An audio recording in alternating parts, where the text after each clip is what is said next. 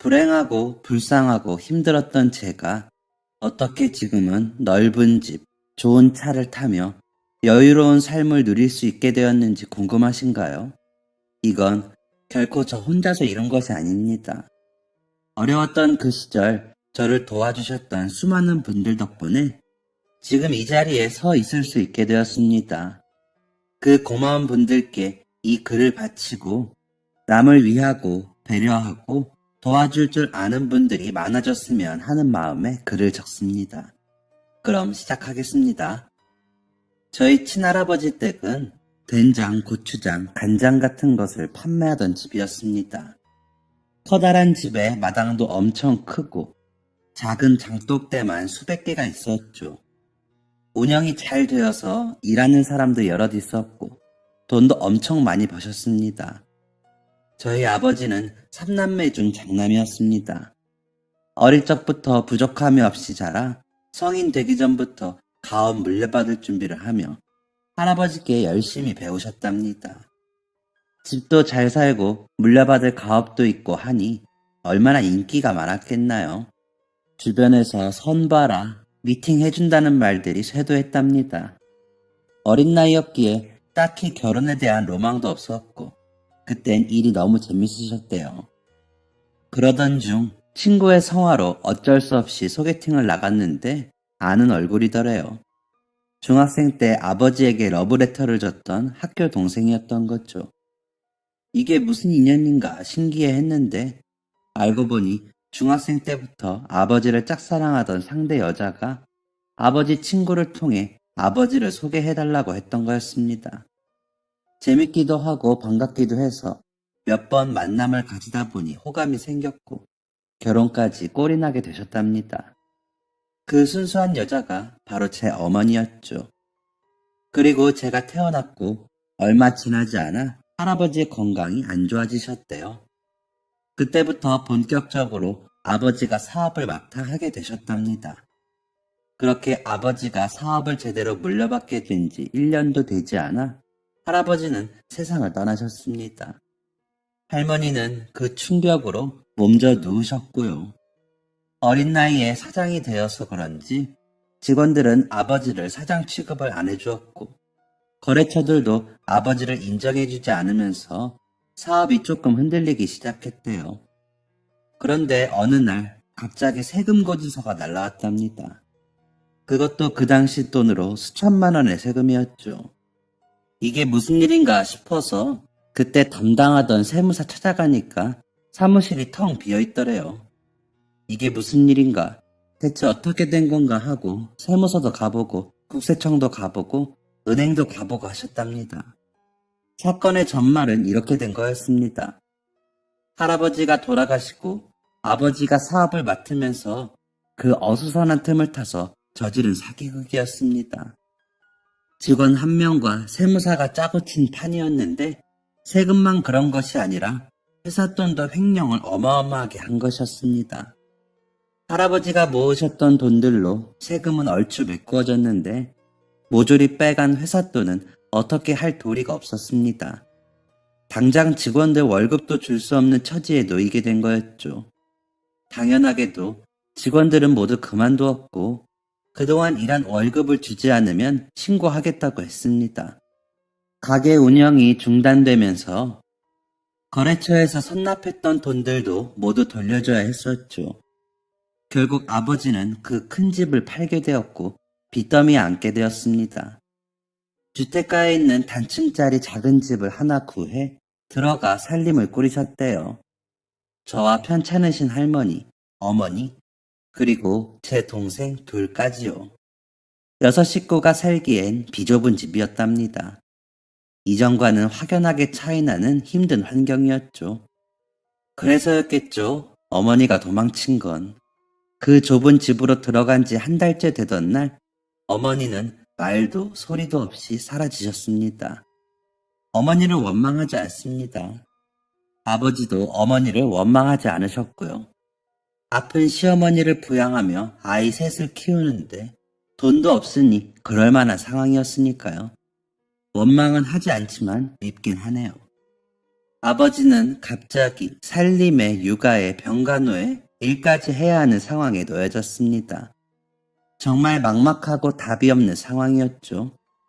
아버지는 긴 고민 끝에 결국 할머니를 요양병원에 보내시게 됩니다. 당신이 짐이 될까 염려되신 할머니가 먼저 가겠다고 하시긴 했지만 아버지는 큰 죄책감을 느끼셨습니다. 할머니를 보내시고 집에서 혼자 우시던 아버지가 생각이 납니다. 그때 제 나이 7살, 동생들은 4살, 3살이었습니다. 아버지는 저희 3남매를 위해 밤낮 없이 일하셨습니다. 평생 부잣집 도련님으로 살던 아버지가 하실 수 있는 건 거의 없었습니다. 사업했던 사람이라고 해서 누가 덜컥 사업 자금을 대주는 것도 아니었고 사장 자리를 내어주는 것도 아니었으니까요. 그렇다고 학벌이 좋아 번듯한 회사에 취직할 수 있는 것도 아니었고 기술이 있어 전문직에 종사할 수 있는 것도 아니었습니다. 아버지는 그때 자신감이 많이 떨어지고 자존심도 많이 상하셨다고 했습니다. 하지만 저희를 보고 버텼다고 하시더군요. 아버지는 오전에는 도배일을 하시고 밤에는 대리운전을 하셨습니다. 그렇게 힘들게 저희 3남매를 키우셨습니다. 제가 8살이 되고부터 동생들은 다 제 손으로 키웠다고 해도 과언이 아니었습니다. 양치도 제대로 할 줄 모르고 대변 뒤처리도 서툰 동생들 뒤치다꺼리를 다 제가 했습니다. 8살 때부터 전기밥솥에 밥할 줄 알았고 늦게 오시는 아버지를 대신해 냉장고에 아버지가 해놓으신 소세지 반찬 꺼내서 동생들하고 밥 차려 먹고 씻기는 것도 다 했습니다. 참 어떻게 그랬는지 동생들도 저도 아버지도 참 대단했네요. 학교에서 제 별명은 거지였습니다. 아무리 제가 집안일을 하고 애들을 돌본다고 해도 제 나이 고작 8살이었습니다. 어른의 손길이 많이 필요한 나이였죠. 빨래가 덜 마른 냄새나는 옷을 학교에 입고 가고 준비물을 못 챙겨가고 가지고 다니는 연필들은 죄다 몽당 연필이고 잃어버린 신발 주머니를 아버지에게 사달라고 할 수가 없어서 비닐봉지에 실내화를 넣고 다니니 영락없는 거지꼴이었습니다. 한 친구가 그런 제게 아무 생각 없이 거지다 거지라고 한 것이 반 친구들 모두가 저를 부르는 별명이 되었습니다. 그렇다 보니 저는 언제나 외톨이였습니다. 같이 놀 친구가 없었습니다. 어차피 동생들 돌보느라 놀 시간도 없었지만요. 학교에서도 쉬는 시간에 335 모여 딱지도 하고 공도 가지고 놀고 하는데 저는 그런 친구가 하나도 없었습니다. 그래서 그냥 쉬는 시간에 가만히 자리에 앉아서 교과서만 만지작거렸습니다. 그렇게 교과서만 들여다보고 있다 보니까 저는 몰랐는데 제가 공부를 잘하는 편이더라고요. 초등학교 저학년 때야 다 비슷비슷하기도 하고 시험이라는 걸 제대로 보는 나이가 아니라서 몰랐는데 초등학교 고학년 되면서 제가 공부를 잘하는 아이라는 걸 알게 되었습니다. 5, 6학년 때는 줄곧 전교 1등을 했으니까요. 당연하게도 학원 한 번 다닌 적 없었고 누가 저한테 공부를 알려준 적은 더더군다나 없었습니다. 그냥 학교에서 수업 열심히 듣고 밤에 집에서 숙제하면서 교과서 보고 복습한 게 다였는데 그렇게 성적이 나오더라고요. 신기하기도 하고 재밌기도 했습니다. 그런데 확실히 중학교 가니까 학원 다니는 애들이랑 차이가 나더라고요. 학교 끝나고 바로 학원 가서 밤 10시까지 학원에 있는다는 애는 학원에서 어떻게 공부해야 하는지 계획도 세워주고 방법도 다 알려준다고 하더라고요.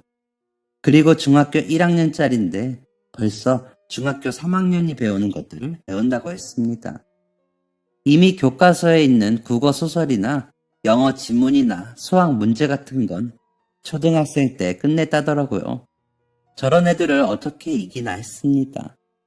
그런데 제가 다른 건 몰라도 수학은 정말 잘했거든요. 좋아하기도 했고요. 학원 다니는 애들이 푸는 중2, 중3, 심지어 고등학생 문제들 같은 거 나는 하나도 모르겠고 그냥 선생님 말씀 잘 듣고 선생님이 수업 시간에 한 번씩 풀게 한 시험지나 보자 하고 하니까 수학은 무조건 만점이었습니다. 다른 과목들은 수학만큼은 아니었지만 그래도 좋은 성적을 유지했고요. 중학교 3학년쯤이 되어서야 알 수 있겠더라고요. 아, 나는 공부를 해야 하는구나.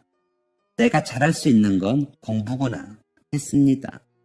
그때도 여전히 저는 초등학생 동생들 집에서 밥 먹이고 숙제시키고 이부자리 펼쳐주는 힘든 중학생이었지만 어두웠던 제 인생에 한 줄기 빛이 보이는 것 같았습니다. 인문계에 진학해서 좋은 성적 유지하고 대학교까지 가는 게 제 목표였죠. 그동안 꿈도 장래 희망도 없던 제게 꿈이 생긴 순간이었습니다. 민우야, 고등학교 공고 가는 게 어떻겠냐? 네?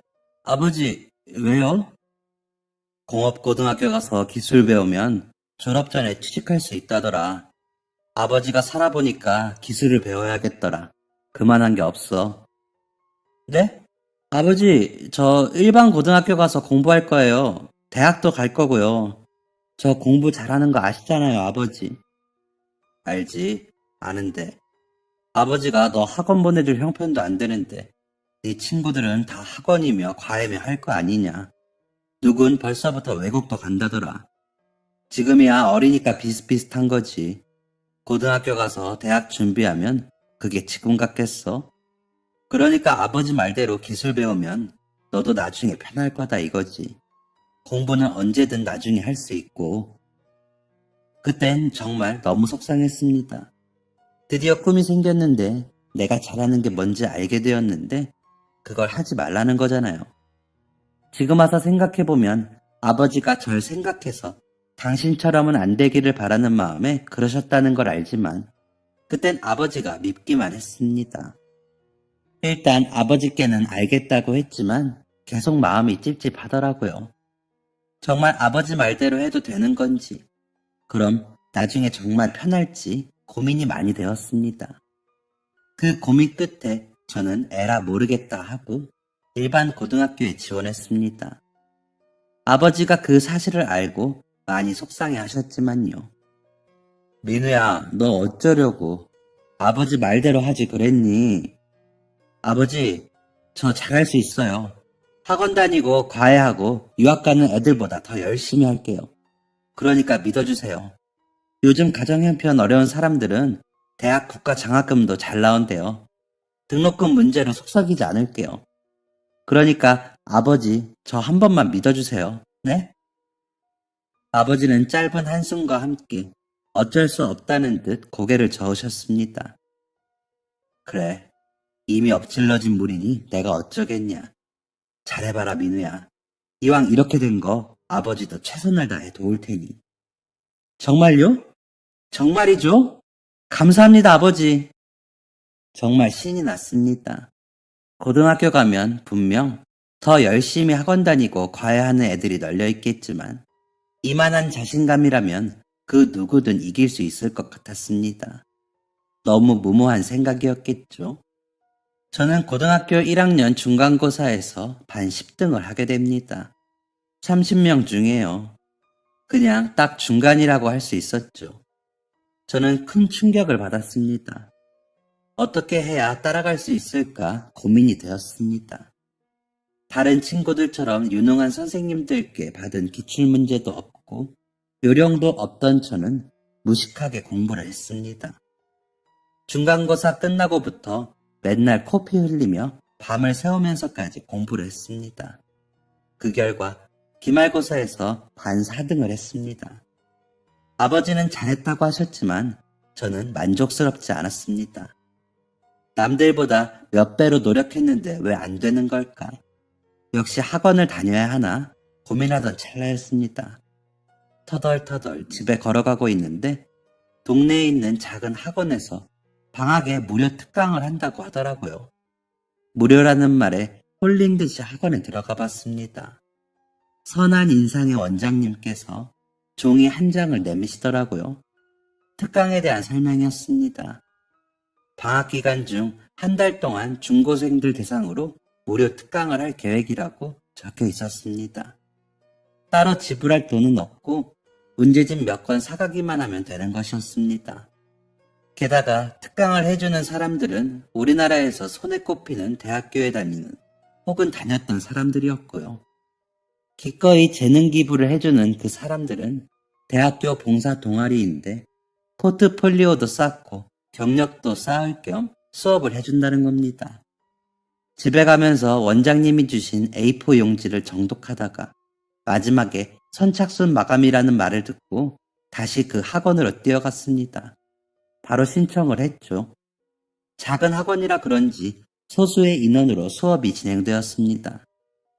저랑 동갑인 고등학교 1학년 학생은 5명 정도뿐이었습니다. 전문 강사도 아닌데 수업을 잘할까? 괜히 시간만 날리는 건 아닐까 걱정했는데 예상외로 수업은 정말 재밌었습니다. 특히 제가 좋아하는 수학 수업이 정말 유익하고 재밌더라고요. 듣자 하니 수학을 가르치는 사람은 대학생이 아닌 실제로 그 학원에서 일하는 강사 선생님이라고 하더라고요. 예전엔 유명한 학원에서 일도 했었고요. 지금은 개인 사정이 생겨서 이 학원에서 학생들을 가르친다고 했습니다. 그 선생님 수업 들으며 어려웠던 문제들도 쏙쏙 이해가 되고 수업이 지루할 틈이 없었습니다. 제가 수학을 특히 좋아하고 잘하기도 해서 그런지 나중에 특강 끝날 때쯤엔 선생님하고 많이 친해져 있었습니다. 얘들아, 덥지? 선생님이 아이스크림 쏠게. 우와, 선생님 최고예요. 아이스크림을 쪽쪽 먹으며 잠깐의 자유시간을 가지게 되었습니다. 저는 이 틈을 타 선생님한테 평소 궁금했던 것을 여쭤보았습니다.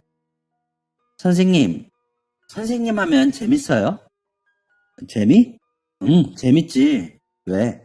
민우 선생님 하려고? 아직 잘 모르겠어요. 학교 선생님은 별로 하고 싶지 않은데 선생님 같은 학원 선생님은 재밌을 것 같아요. 학원 선생님 재밌지? 돈도 잘 벌고. 돈 잘 벌어요? 직장인처럼 월급 받는 거 아니에요? 민우야, 어떤 직업이든 마찬가지겠지만 특히 이쪽은 경력, 실력을 엄청 잘 쳐주는 분야야. 너 강남에 학원 엄청 몰려있는 곳 알지? 네, 들어봤어요. 거기에 있는 선생님들은 정말 돈을 억소리나게 벌어. 대단하지? 억이요? 선생님, 진짜 뻥치지 마요. 엥?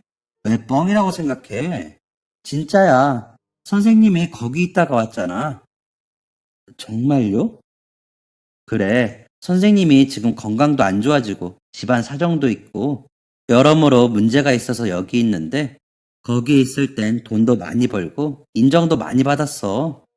우와. 민우는 이해력도 빠르고 머리도 좋아서 충분히 할 수 있을 거야. 모르는 문제 있으면 언제든 선생님 찾아와. 선생님이 우리 민우는 공짜로 알려줄게. 그땐 선생님의 말이 긴가민가 했습니다. 억소리나게 번다니 그건 정말 제가 모르는 세계였거든요. 아무튼 그 이후 특강이 끝났고 원장님이 아이들 하나하나 학원을 계속 다닐 거냐 하는 영업을 했지만 저는 당연히 돈이 없어서 다니지 못했습니다. 하지만 수학 선생님과의 인연은 끝난 게 아니었죠.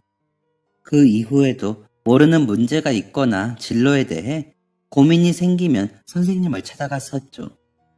저는 특강 후 눈에 띄게 성적이 좋아졌습니다. 수학보다 부진했던 과목들도 성적을 올릴 수 있었고 2학기 중간고사에선 반 2등, 기말고사에선 전교 3등을 했습니다. 2학년 때는 전교 1등, 2등 왔다 갔다 했습니다. 학교 선생님들은 의대를 권했지만 제가 사람을 살릴 용기는 없었거든요. 피도 무섭고요. 그래서 저는 학원 강사 할 거라고 당당하게 말하고 다녔습니다. 물론 그런 말을 좋아하는 학교 선생님은 안 계셨지만요. 아무튼 그렇게 내배고 다닌 말이 있어서인지 저는 고등학교 3학년 1학기가 끝나고 당당하게 수학과 수시 합격을 했습니다. 여전히 친구는 없었지만 반 친구들도 학교 선생님들도 대단하다고 박수를 쳐주었습니다. 어떻게 학원 한번 안 다니고 그럴 수가 있냐고 대단하다고 해주었죠. 아버지도 제가 합격한 날 눈물을 보이셨습니다. 진짜 대단하다. 장하다, 민우야. 아버지가 아무것도 해준 게 없는데 정말 대견해, 우리 민우. 이제 곧 빚도 다 갚을 수 있을 것 같아. 민우야, 동생들이랑 집은 걱정하지 말고 너는 너 하고 싶은 거 하거라. 알겠지? 네, 아버지. 감사해요. 아버지가 저희 위해 열심히 일해주시지 않았다면 저 합격 못했을 거예요. 감사합니다, 아버지. 동생들도 오빠 최고라고, 형 최고라고 하며 자기들이 더 신나했습니다. 그리고 이 기쁨을 같이 나눌 또 한 사람이 있었습니다. 바로 학원 수학 선생님이셨죠. 고3 되고 학교 야자를 신청했어서 한동안 못 배웠었거든요. 이 기쁜 사실도 알리고 수능 어떻게 준비해야 하는지 상담받으러 학원에 찾아갔습니다. 좋은 대학교들은 수시 합격해도 수능 최저 등급을 맞춰야 최종적으로 합격이 되는 거였거든요. 학원에 찾아가서 교실 4군데를 돌아보는데 어디에도 수학 선생님이 안 계시더라고요. 사무실에도 마찬가지였고요. 평소 원장님하고 자주 봤었던지라 원장님께 가서 여쭤봤습니다. 안녕하세요, 원장님. 수학 선생님 어디 계세요? 아, 민우 언니. 수학 선생님. 원장님의 표정이 안 좋았습니다. 한참을 머뭇거리던 원장님은 충격적인 얘기를 꺼내셨습니다. 수학 선생님 좀 아프셔. 그건 알고 있었지? 건강 문제로 유명 학원에서 여기로 오신 건 알고 있었는데 어디가 아프신지는 자세하게 못 들었어요. 수학 선생님이 암에 걸리셔서 수술하고 항암 치료하시면서 이쪽 본가에 계셨던 거거든. 암이요? 응, 한 7년 전쯤 수술하시고 이젠 거의 다 나았다고 생각했는데 암이 다시 재발을 했대. 그래서 입원하셨어. 한 달 전쯤에. 전혀 모르고 있었습니다. 어쩐지 수학 선생님이 머리가 없으셨거든요. 맨날 모자만 쓰고 다니셨고요. 별 생각 없었는데 그런 이유가 있었던 겁니다. 저는 원장 선생님께서 알려주신 병원으로 갔습니다. 몇 달 못 본 것뿐인데 수학 선생님은 거의 못 알아볼 정도로 말라 계셨습니다. 제가 주무시고 계시는 선생님을 멍하니 보고 있으니 뒤에서 어떤 여자가 말을 걸었습니다. 누구? 안녕하세요. 저는 선생님한테 수업받았던 강민우라고 합니다. 아, 학생이 민호구나. 반가워요. 나는 선생님 여자친구. 네, 그런데 선생님은 좀, 상태가 좋지 않아요. 암이 빠르게 퍼지고 있고 많이 고통스러워해서 진통제 맞고 잠자고 있는 중이에요. 그렇구나.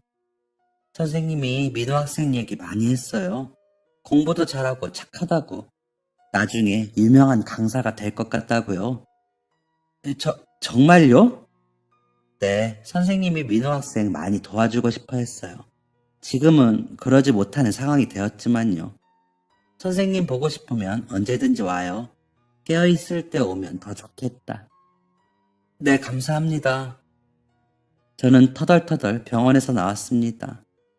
항상 웃는 모습만 보여주던 선생님이었는데 그런 아픔이 있었다니, 그러면서도 저를 도와주려고 애쓰셨다니 눈물이 나오더라고요. 그리고 일주일 뒤 선생님의 부고 소식을 전달받았습니다.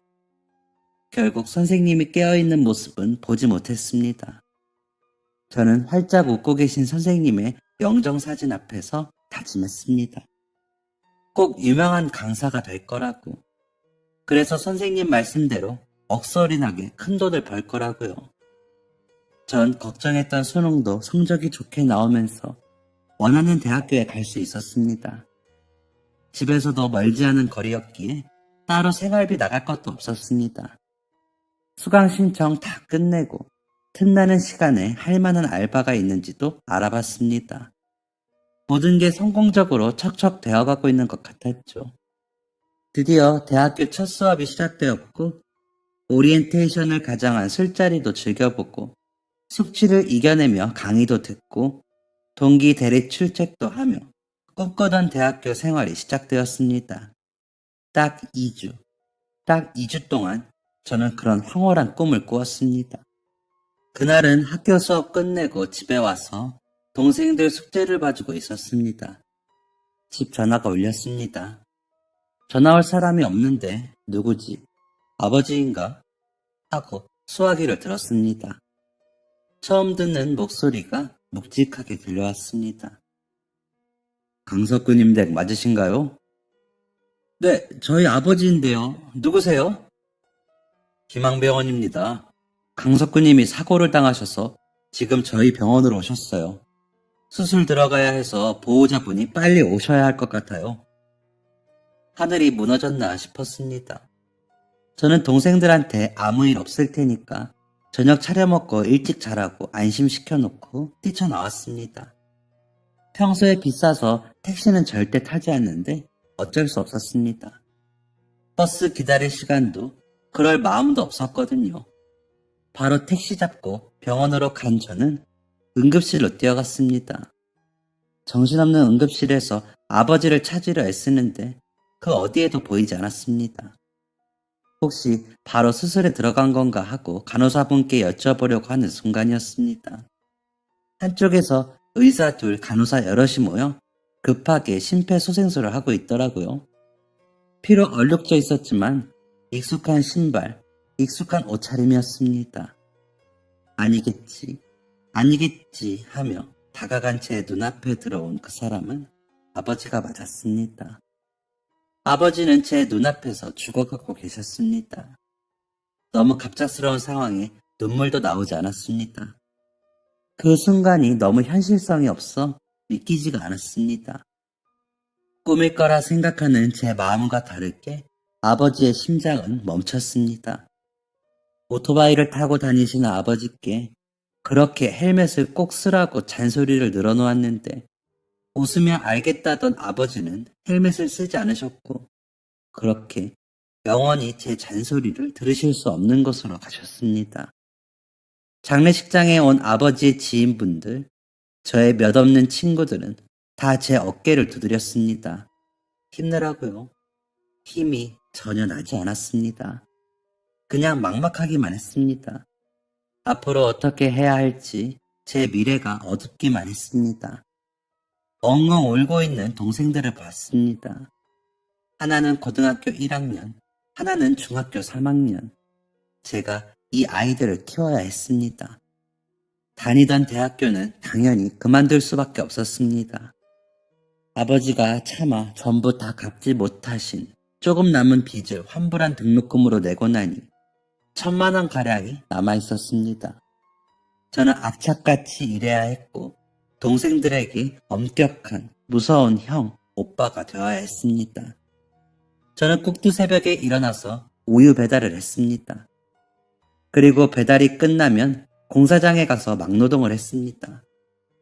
우유 돌리다 보면 시내 지나갈 때 가끔 아침까지 술을 먹은 제 또래 사람들이 모여서 하하 웃는 모습이 보였습니다. 배달 끝내고 공사장 갈 땐 대학교 과 잠바를 입은 사람들이 두꺼운 책을 들고 학교에 가는 모습이 보였습니다. 왜 나는 저들처럼 살 수 없는 걸까? 내 인생은 이렇게 빚만 갚고 동생들만 키워야 하는 건가? 나는 내가 하고 싶은 공부를 영원히 할 수 없는 걸까? 하는 생각이 맨날 들었습니다. 가장이 되어 일을 하고 살림을 하다 보니 아버지가 왜 10년이 넘는 시간 동안 빚을 다 못 갚으셨는지 알겠더라고요. 애들이 먹는 것도 엄청 먹고 너무 빨리 쑥쑥 자라고 학교에서 자잘하게 필요한 돈들도 많더라고요. 저는 이런 제 힘든 마음을 동생들에겐 차마 물려주기 싫어서 더 이를 악물고 일을 했습니다. 우유 돌리는 것도 남들보다 빨리 돌렸고 공사장에선 남들보다 더 열심히 일했습니다. 와, 역시 젊은 게 좋다니까. 그 무거운 걸 쥐고 잘도 오르네. 그러게 말이야. 아주 빠릿빠릿하고 일도 참 잘해. 공사장에 있는 사람들은 대부분 제 아버지 뻘 정도의 아저씨들이었습니다. 그랬기에 젊은 제가 단연 눈에 띄었고 아저씨들은 열심히 일을 하는 저를 예뻐하셨습니다. 자자, 바카스 좀 먹고 하세요. 자, 민우는 배로 일하니까 2개 먹어라. 아, 감사합니다. 잠깐의 쉬는 시간이 주어졌고 저는 아저씨들 틈에 앉아서 숨을 돌렸습니다. 아저씨들은 궁금증 가득한 눈으로 취조 아닌 취조를 시작하셨습니다. 민우야, 너는 무슨 사정이 있어서 이렇게까지 열심히 일하냐? 너 20살 아니야? 젊은 놈이 뭐하러 이렇게 힘든 일을 해? 그래, 우리 할 줄 아는 것도 없고 이게 업이라고 하지만 너는 사지 멀쩡하고 창창한 20살이잖아. 무슨 사정이 있는 거야? 무슨 사정이 있냐는 아저씨의 물음에 다른 아저씨들이 동요하듯 고개를 끄덕였습니다. 그리고 아까보다 좀 더 걱정 어린 눈빛으로 저를 가만히 쳐다보셨습니다. 저 사실은 제가 부모님이 안 계셔요. 동생이 둘이 있고 아버지가 돌아가신 지 얼마 안 되었고 집에 빚도 있어서 제가 애들을 키워야 해요. 그래서 다니던 대학교도 그만두고 일하는 거예요. 원래 꿈이 수학 강사였거든요. 지금은 이룰 수 없는 꿈이 되었지만요. 아저씨들은 잠시 말을 잇지 못하셨습니다. 안쓰럽다는 듯 저를 물끄러미 바라보셨습니다. 저는 바카스를 벌컥벌컥 들이켰습니다. 아이고 민우야, 걱정하지 마. 그게 뭐 큰일이라고. 아저씨는 말이야, 대기업 다니다가 억울하게 잘려서 이 일만 벌써 10년째다. 집사람도 자식들도 다 나 무시하고 힘들어 죽겠는데 그래도 어쩌겠냐. 먹고는 살아야지. 그래. 나름 보증 잘못 써서 아직도 빚이 몇 천이야. 그 망할 놈 잡히기만 하면 가만 안 둔다 내가. 나보다 힘들까봐. 나는 돈 못 번다고 와이프가 애들 데리고 도망친 지 5년이야. 참네. 가방끈 짧다고 그렇게 무시하더니. 아저씨들은 저마다의 힘든 사정을 마치 남 얘기하듯 아무렇지 않게 하셨습니다. 들어주는 사람들도 그냥 껄껄 웃고 같이 욕을 해주셨습니다. 그리고 아저씨들은 제게 이렇게 말해주셨습니다. 민우야, 다 잘 될 거야. 걱정하지 말아라. 내가 보기에 너는 별놈이야. 이렇게 이름도 모르는 사람들끼리 개인 사정 늘어놓게 하는 게 그게 재주 아니면 뭐더냐? 꿈 계속 꿔라 민우야. 20살이면 애기야, 애기. 세상이 다 끝난 것 같고 내 인생은 이대로 무너져 있을 줄만 알았는데 아저씨들의 말을 들으니 용기가 났습니다. 그래, 3년만 있으면 남동생이 성인이 되니까 그때까지만 열심히 돈 벌고 그 이후에 다시 공부를 시작해봐도 되지 않을까 하는 막연한 희망도 보였습니다. 저는 처음 막노동을 시작했던 곳의 팀장님에게 잘 보여서 그 이후의 작업들도 함께 다니게 되었습니다. 일당도 전보다 많이 주고 나름 일하는데 요령도 생겼습니다. 가끔은 집에서 먼 곳으로 작업을 갈 때도 있었는데 그럴 때마다 같이 일하는 인부 아저씨들이 집까지 데려다 주셨습니다. 그리고 언젠가부터 아저씨들은 저를 빈손으로 집에 보내지 않으셨습니다. 민우야, 가다가 정육점 좀 들리자. 아저씨 집에 고기 사가야 하는데 네 것도 같이 사자. 네? 아저씨 안 그러셔도 괜찮아요. 집에 많아요. 아유, 그 나이 때는 먹어도 배 안 부를 때잖냐? 동생들하고 나눠 먹어. 이런 일이 다반사였습니다. 어떤 분은 집에서 장아찌를 담궜다며 밥 반찬 하라고 싸주시기도 하셨고, 어떤 분은 아드님이 살쪄서 못 입는 양복이 있다며 나중에 차려 입으라고 주기도 하셨고, 또 어떤 분은 차비하라며 돈을 주기도 하셨고, 심지어는 대기업 다니는 따님이 쓰던 화면이 조금 이상한 노트북을 주기도 하셨습니다. 그게 크던 작던 값 비싸건 아니건 아저씨들도 어려운 상황에서 저를 챙겨주시는 게 너무 감사했습니다. 그러다 보니 잊고 있던 한 분이 떠올랐습니다. 고등학교 때 저를 도와주신 동네 학원 수학 선생님이요. 그분이 저에게 주셨던 도움과 저에 대한 믿음들이 떠올랐습니다. 팍팍한 현실 속에서 잠시 잊고 있던 그분이 떠오르며 다시 제 마음에 작은 불꽃이 피어난 거죠. 저는 틈이 날 때마다 공부를 하기 시작했습니다. 그 전까지는 자존감이 낮아져서 괜히 책만 봐도 반감이 들고 그랬는데 다시 책을 펼쳐 공부를 시작하니 너무 재밌더라고요. 아, 내가 정말 좋아하는 것은 바로 이거였지 싶었습니다. 신이 나서 공부를 하는 모습을 보고 그때 막 고등학생이 된 여동생이 공부를 알려달라고 하더라고요. 동생 공부 알려주면서 저도 새로운 문제 유형들, 모의고사들 풀며 도움을 많이 받았네요. 남동생 성인 되면 제가 23살이니 그때쯤 다시 수능을 보면 어떨까 생각하고 있었는데 뜻밖의 일이 일어났습니다. 형, 나 취업했어. 뭐? 그게 무슨 말이야? 무슨 말이긴 취업 몰라? 맨날 툴툴거리기만 하는 남동생이 고3이 되고 얼마 지나지 않아 뜬금없이 이런 말을 하더라고요. 무슨 말인가 들어보니까 공부머리는 영 없어서 공업고등학교에 간 남동생이 학교 성적도 좋고 배우던 게 적성에 잘 맞아서 2학기 때부터 현장에서 일을 한다더라고요. 깜짝 놀라면서도 동생이 기특하기도 했습니다. 남동생이 말썽도 많이 부리고 성격도 사근사근하지 못해서 어디 가서 사회생활이나 잘 하는지 걱정이 되었는데 나름 노력을 하고 있었다니 너무 예뻐 보였습니다. 야, 장하다 민영아. 진짜 잘했어. 형, 그러니까 올해 수능 봐.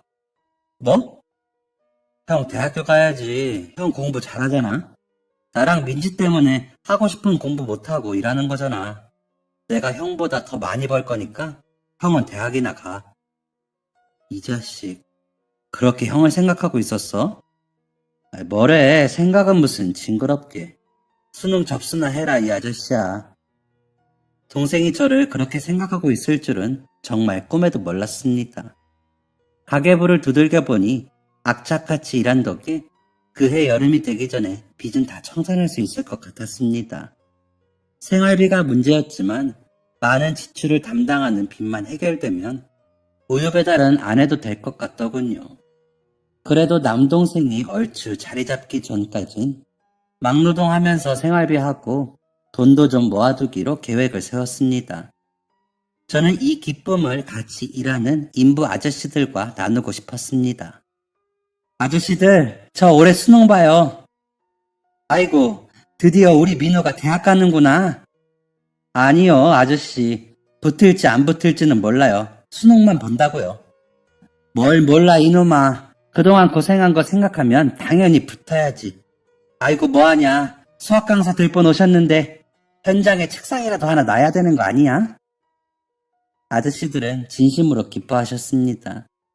팀장님은 가끔 일 얼추 끝내고 정리해야 할 때에 저를 조기 퇴근시켜주는 특혜를 주기도 하셨습니다. 민우 들어가라. 너 팀장님이 이렇게 해주는데 학교 떨어지면 안 된다. 하하, 네, 감사합니다, 팀장님. 얼른 가서 공부할게요. 오랜만에 수능을 보는 만큼 떨리기도 많이 떨렸습니다. 365일 하루 종일 공부하는 고3들 사이에서 과연 성적을 잘 받을 수 있을지 걱정이 되기도 했고요. 그래서 저는 자투리 시간도 허투루 보내지 않았습니다. 공사장에 나가는 길, 집에 돌아오는 길에서도 영어 단어를 외우고 틀렸던 문제들을 다시 봤고요. 집안 곳곳에 외워야 할 공식, 자주 나오는 유형의 문제들을 붙여놓고 지나갈 때마다 봤습니다. 수능을 보던 해의 가을, 동생은 예정대로 취업을 했습니다. 가서 잘 해낼까 하는 제 걱정과는 다르게 동생은 일이 너무 재밌다며 상사에게 칭찬도 자주 듣는다고 하더라고요. 한결 마음이 놓였습니다. 그래도 생활비가 걱정이 되었던 동생들이 일을 그만두라고 하는데도 불구하고 수능을 딱 보름 남겨둔 10월 말까지 막노동 일을 했습니다. 마지막 작업을 하던 날이었습니다. 민우야, 꼭 합격해라. 합격하고 아저씨들하고 고기에 소주 한잔 하러 가자. 아저씨들이 저 주겠다고 몇 초콜릿 등을 사오셨더라고요. 마음이 너무 불안했는데 아저씨들 용기를 들으니까 편안해지는 기분이었습니다. 그때였습니다. 저희가 그때 작업하고 있던 건물이 원룸 빌라였거든요. 거기가 여대 근처에 있던 곳이라서 대학생들 상대로 할 원룸 8채 들어가는 건물을 짓고 있었는데 법인 건물은 아니었고 원래 거기 있던 주택 주인이시던 할머니가 지으시는 거였습니다. 할머니가 가끔 오셔서 저희 아이스크림도 사주시고 라면도 사주시고 하셨거든요. 대부분은 할머니 아드님께서 와서 보셨고요. 그런데 그 할머니께서 저희 쪽으로 뚜벅뚜벅 걸어오시는 겁니다. 학생이 민우? 아, 네, 강민우라고 합니다. 그런데 무슨 일로? 할머니께서 대뜸 고급스러운 화과자, 양갱 세트를 내미셨습니다. 처음엔 그게 화과자인지도 몰랐습니다. 먹어봤어야 알죠. 저는 이게 무슨 일인가 싶어서 일단 받아들었습니다. 네, 팀장님한테 얘기 들었어요. 이번에 대학 시험 친다고? 아, 네네, 맞습니다. 등록금은 있고, 듣자 하니 동생들이랑 힘들게 산다던데. 나라에서 조금 지원해 주더라고요. 요즘 학자금 대출도 잘 되어 있고, 학교 다니면서 일도 하려고 합니다. 학생이 학교 다니면서 일은 무슨? 등록금 내가 대줄게요. 네? 거기 있던 모두가 놀랐습니다. 잘못 들은 건가 싶었습니다. 그렇지 않고서야 알지도 못하는 사람 대학교 등록금을 대주는 게 이상하잖아요. 나도 힘들게 살았어요. 우리 아저씨랑 판잣집에서 어렵게 살았어. 그냥 내가 도와주고 싶어서 그래요. 아니요. 그래도 이건 너무 괜찮은데요, 어르신. 내가 그냥 준다는 거 아니고 나중에 우리 손주 과외나 해줘요. 그 과외비 미리 받는다 생각하고. 요즘 과외 비싸지 않나? 우리 손주가 이제 중학생인데 공부를 너무 안 해서 큰일이야. 그러니까 민우군이 좀 봐줘요. 알겠죠? 아, 네. 과외 해주는 건 할 수 있는데 저 등록금은 좀 그냥 받아줘요. 어차피 쓸 데도 없어서 어디 기부나 할까 했는데 잘 됐구만. 허튼 데 쓰일 일도 없고. 네? 그렇게 저는 등록금 전액을 할머니께 도움받았습니다. 누가 보면 염치 없다고 할 수 있는데 제가 한사코 거부하던 걸 할머니께서 그런 무이자 대출이다 생각하고 빌려가라고 하시더라고요. 그제서야 제가 승낙해서 거래 아닌 거래가 성사된 것이었습니다. 많은 사람 응원받으며 일 그만둔 것도 진짜 복이라고 생각했는데 수능 보는 날 진짜 감격스러운 일이 있었습니다. 시험장 가려고 집에서 나왔는데 같이 일했던 인부 아저씨들이 저희 집 앞에 계시더라고요. 민우야, 아저씨 오토바이 타. 가자. 수험표는 챙겼어? 무슨 사인펜인가 그것도 챙겨야 한다는데 챙겼고. 아저씨가 걱정이 돼서 잠을 못 잤다 임마. 혹시나 제가 시험장에 늦기라도 할까봐 뭐라도 빠뜨릴까봐 그 아침에 저를 데리러 아저씨들이 오셨던 겁니다.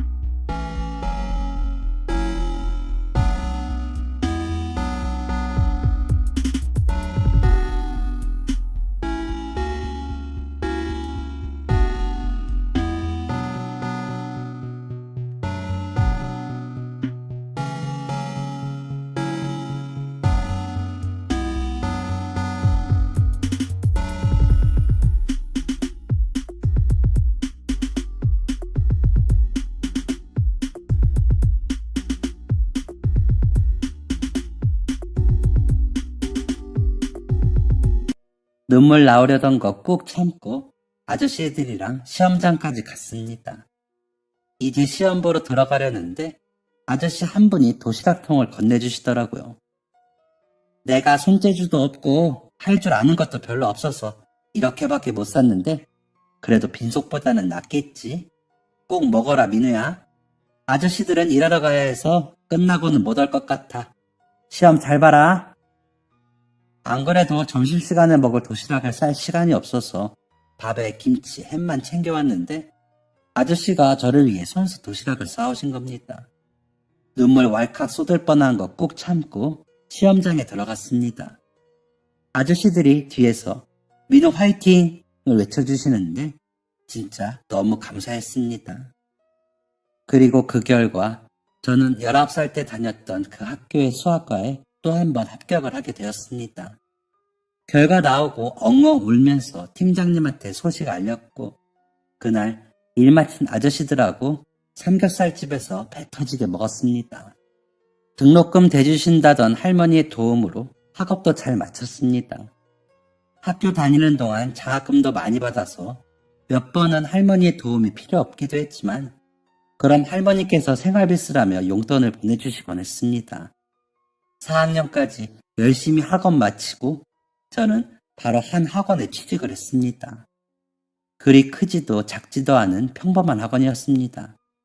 저는 그곳에서 최선을 다했고 학생들의 성적에 항상 진심으로 대했습니다. 그리고 2년 뒤 저는 실력을 인정받고 강남에서 제일 학원이 많은 동네로 가게 되었습니다. 그때부터 또 시간이 흐른 지금 저는 이 업계에서 인정받는 수학 강사가 되었습니다. 그리고 정말 그때 수학 선생님 말씀대로 돈을 어마어마하게 벌게 되었습니다. 기술직이던 제 남동생은 실력을 인정받고 자동차 부품 하청업체 팀장까지 올라갔고요. 저에게 공부를 알려달라고 하던 여동생은 좋은 여대 졸업 후 그 어린 나이에 중소기업 대리를 달았습니다. 저희 3남매에게 일어나지 않을 거라고 생각했던 일들이 줄줄이 일어나니 너무 신기하고 너무 감격스럽습니다. 그리고 저에게 도움을 주셨던 인부 아저씨들에게 저 또한 도움을 드려야 되겠다 싶어서 제가 무료로 과외를 해주기 시작했습니다. 대학교 졸업 전부터 경험 삼아 시작했는데 처음 가르쳤던 애들 대학 보내고 그 동생들까지 가르치고 있습니다. 아저씨들께서 스타 강사한테 무료로 수업 들어서 너무 좋다고 하시더라고요. 그럴 때마다 저는 아저씨들 아니었으면 이렇게 못 되었을 거라고 말씀드립니다. 아, 할머니의 손주라던 그 아이는 제가 처음 학원 취직하자마자 가르쳐서 명문대 보냈습니다. 그리고 지금은 할머니의 다른 손주들도 가르치고 있습니다. 거봐 민호군, 내가 뭘 했어? 과외비 미리 받는다고 생각하랬지? 그런데 이걸 어쩌나. 이미 과외비는 다 메꿨는데 다음 달부터는 과외비 받아가. 지난번에 할머니가 이렇게 말씀하시더라고요. 이젠 힘든 상황도 아니고 하니 이번엔 절대 안 받으려고 합니다. 제가 살면서 많은 어른들한테 외면을 받았고 또래 친구들한테도 따돌림을 당하며 살아왔습니다. 그래서 사람에 대한 믿음도 적고 반감이 들었었는데 인부 아저씨들 만나면서 그게 많이 좋아졌습니다. 세상에 이렇게 정이 많은 사람들도 많다는 걸 알게 된 후로 제 마음이 더 넓어졌습니다. 저는 아저씨, 할머니의 아이들 외에도 가끔 무료 강의를 나갑니다. 대상은 보육원에 있는 아이들일 때도 있고 지방에 있는 작은 공부방이기도 합니다. 저는 앞으로도 제 재능 기부를 꾸준히 할 생각입니다. 제게 도움을 주셨던 수학 선생님이 그랬던 것처럼 말이죠.